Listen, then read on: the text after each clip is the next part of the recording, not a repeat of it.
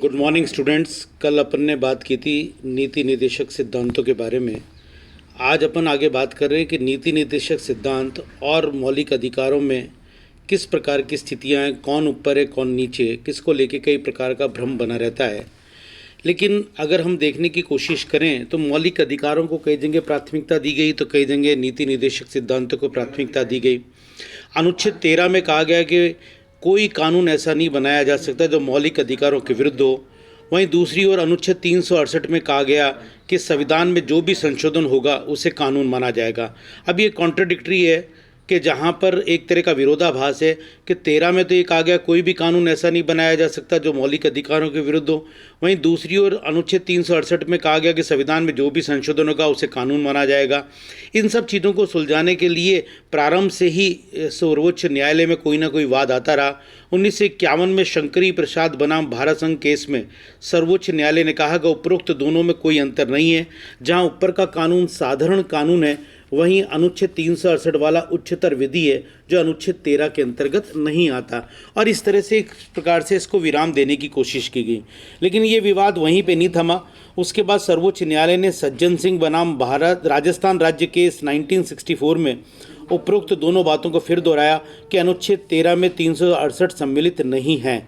परंतु 1967 में गोलखनाथ बनाम पंजाब राज्य केस आया जिसमें सर्वोच्च न्यायालय ने कहा कि संविधान में कोई ऐसा संशोधन नहीं हो सकता जो मौलिक अधिकारों को कम करता हो।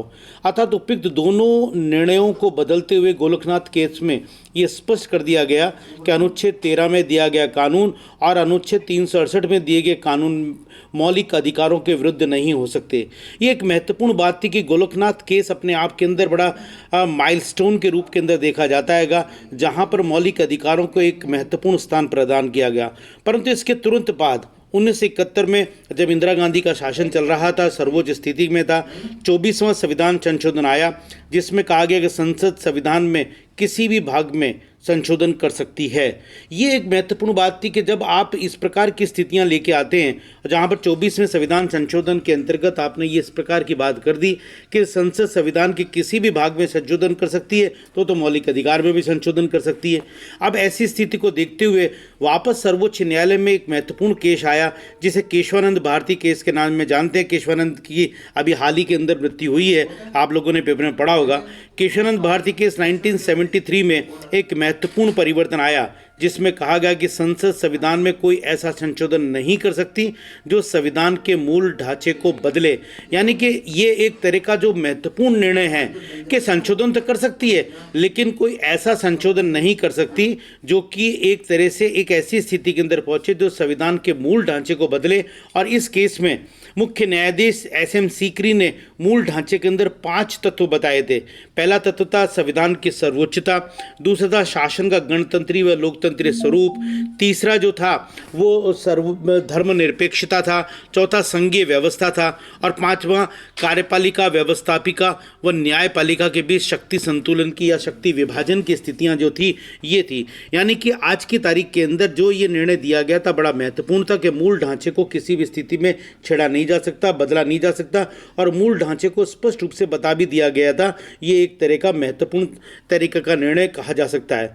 लेकिन 42वें संविधान संशोधन अधिनियम 1976 के द्वारा एक नया परिवर्तन किया गया और कहा गया कि संसद संविधान के भाग 4 के किसी भी नीति निर्देशक सिद्धांत को लागू करने के लिए कानून बना सकती है और इस कानून को न्यायालय में चुनौती नहीं दी जा सकती, चाहे वो मौलिक अधिकारों के विरुद्ध क्यों ना हो।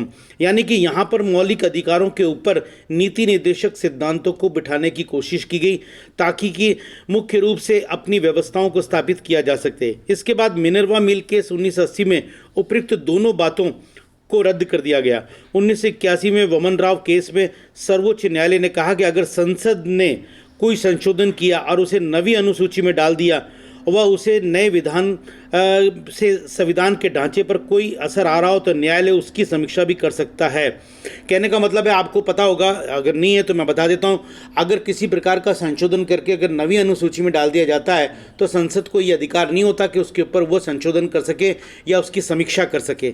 लेकिन वमन राव केस के अंदर महत्वपूर्ण तरीके का निर्णय दिया गया था जिसके अंदर स्पष्ट रूप से कहा था कि अगर मूल ढांचा प्रभावित हो रहा है तो वहाँ पर इसके अंदर भी परिवर्तन किया किया जा सकता है। ये इस प्रकार की स्थितियां इसके अंतर्गत है।